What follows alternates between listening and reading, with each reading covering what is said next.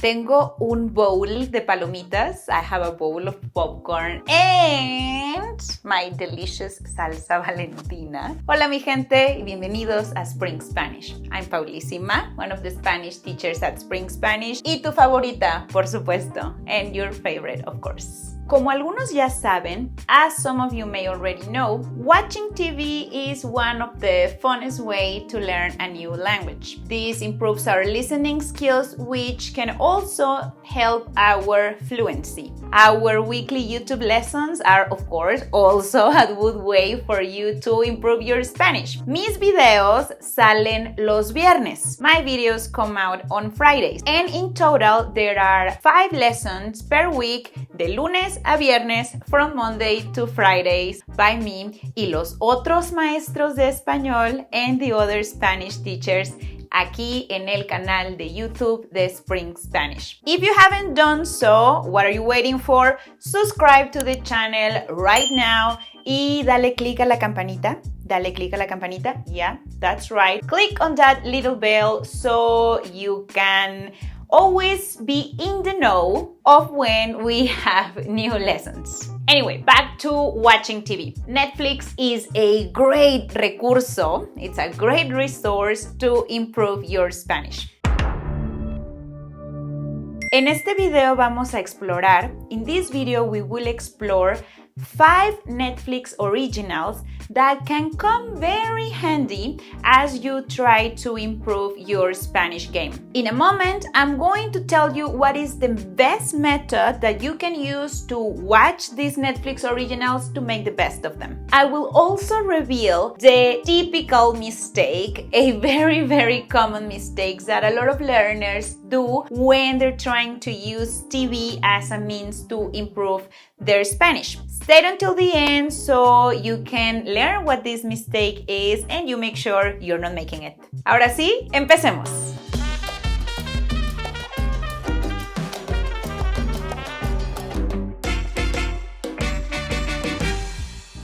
Número 1. La Casa de Papel, also known as Money Heist, es una producción española, is a production from Spain, and this show narra la historia. It tells the story of a super cool group of bandits that are led by this enigmatic man called El Profesor. So, El Profesor leads this cool group of bandits as they try to pull off super complicated hits, like robbing the National Mint of Spain, hence the name La Casa de Papel, which literally translates as the house of paper, in allusion to the paper with which bills are made.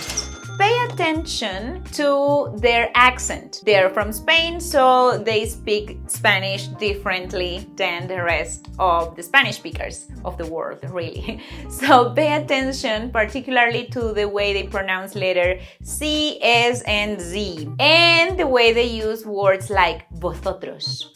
They don't say it like that, they say it normally, but for me it sounds like vosotros. Número 2. La Casa de las Flores, The House of Flowers, a Mexican black comedy and drama that, at least en la primera temporada, in the first season, stars Verónica Castro, a Mexican actress and really a national treasure. The series is about La Familia de la Mora family, and they are this upper class, super dysfunctional family that is all full of personajes que vas a adorar. Characters that you will love. Presta atención, pay close attention to the character Paulina de la Mora. We Mexicans fell absolutely in love with her y su forma de hablar and her way of speaking. Ella habla de una forma muy particular. She speaks in a very particular way. Ay, por favor, Julián, somos 3. Prestar atención, paying attention, will also help to avoid that mistake that I was telling you about at the beginning. More of that later. Número 3. Siempre bruja. Always a Witch. Always a Witch cuenta la historia de Carmen. It tells the story of Carmen, who is played by la hermosa, the beautiful Angeli Gaviria. I'm not sure what's the pronunciation of that name. I'm saying Angeli. Is it Angeli? Oh my God, I'm so sorry, Colombian friends, forgive me. So, it's 1646, the Inquisition is rampant in colonial Colombia, and our protagonist is accused of witchcraft. She's said to be born at the stake, and then something happens. She makes a deal that makes her end up staying in 2019. 2019, yeah, right before everything went crazy. Escucha muy bien, listen carefully, el acento colombiano, the Colombian accent. It is said to be the most beautiful Spanish accent of them all. I don't know. It's really cute though. Really, really, really cute. But don't tell Mexicans because we don't like that. Número 4. Club de Cuervos, Crow Club. The story centers around a soccer club called Cuervos FC, and it's set in a fictional town called Nuevo Toledo, and it follows the power struggle that come up after the death of the owner of the club, and this man was also the patriarch of the family who runs the soccer club. Club de Cuervos stars two of the hottest Mexican actors of the moment, Luis Gerardo Jimenez and Mariana Treviño. They play dos hermanos, two siblings who are at the center of the struggle for the control of Cuervos FC. Full disclosure, tengo que confesar, I have to confess, que no he visto este programa, that I haven't watched this show. However, I included it on this list because mi sobrina, my niece, told me about it, and she's usually right about these things. Número 5. Number 5. Las Crónicas del Taco. Este documental, this documentary, more than a documentary, really it's a poema. It's a poem. It's a love song for one of the most beautiful, most perfect, most gracious things that has ever existed in este planeta. And that's it. You're right, of course. Tacos. It's on the name. It's a love song to one of the best things en la vida, in life. Tacos.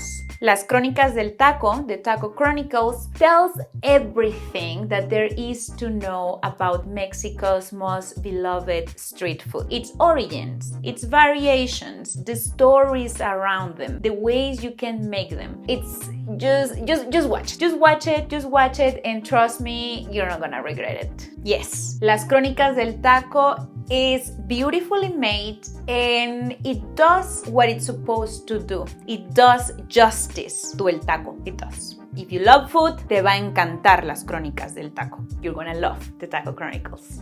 Muy bien, ahora ya sabes, now you know what you should binge watch next. And let me give you a final tip for you to learn as much Español as you can while watching these originales de Netflix, these Netflix originals. I suggest that you check out a few episodes of the series I mentioned to get a feel of them. Then, escoge una serie, pick one show, and watch el mismo episodio, the same episode, a few times.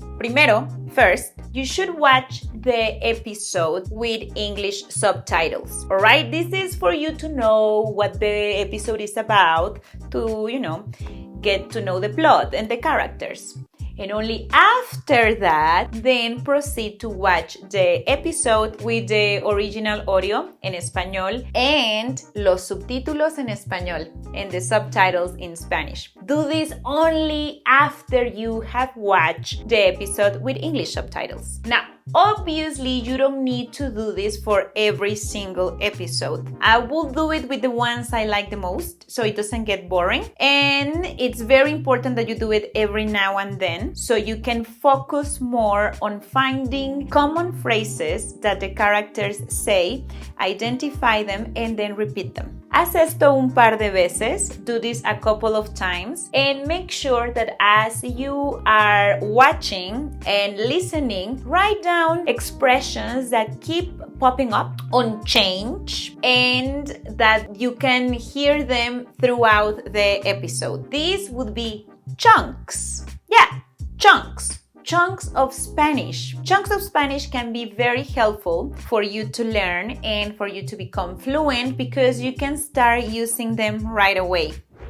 Check out the free Spanish training hosted by our dear Lucas. He is the co-founder of Spring Spanish and he's the brains behind this method that we use at the Spring Spanish Academy and in our YouTube videos. This method is called conversation-based chunking and it's the method that will help you become fluent faster than you think. Alright, so as I was editing that, I realized that I forgot to tell you something really important. Here it is.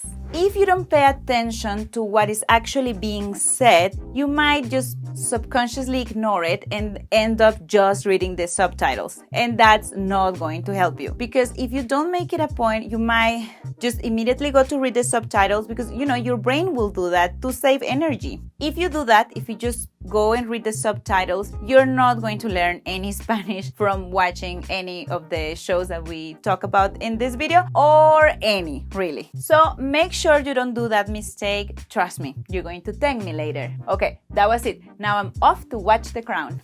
This was Paulísima y fue un placer estar con ustedes. Hasta la próxima. Remember to subscribe to the Spring Spanish YouTube channel, like this video and share it with anyone interested in learning Spanish for good.